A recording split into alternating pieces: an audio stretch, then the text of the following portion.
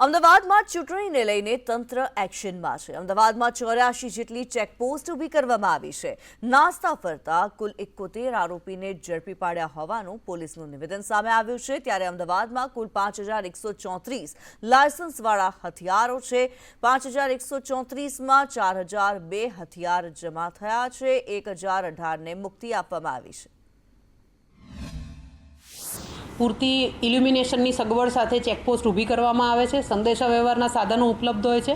ત્યાં કામ કરતા પોલીસ કર્મચારીઓ જે કામગીરી કરે છે એનું સુપરવિઝન સ્થાનિક ડીસીપી અને એસીપી કક્ષાના અધિકારીઓ દ્વારા કરવામાં આવે છે અને સેક્ટર 1 અને સેક્ટર 2 જે અધિકારીઓ છે તેમના દ્વારા આ કામગીરી પર સતત વોચ રાખવામાં આવી રહેલ છે। આ ચેકપોસ્ટ પર જે કામગીરી કરવામાં આવે છે ત્યાં ફરજ બજાવતા પોલીસ કર્મચારીઓને બોડી વોર્ન કેમેરાનો ઉપયોગ કરવા માટે સૂચના આપવામાં આવેલી છે અને પોલીસની જે કામગીરી છે તે સામાન્ય નાગરિકોને કોઈપણ પ્રકારની હેરાનગતિ ન થાય તે પ્રકારે કામગીરી કરવા માટે તમામને સૂચના આપવામાં આવેલી છે।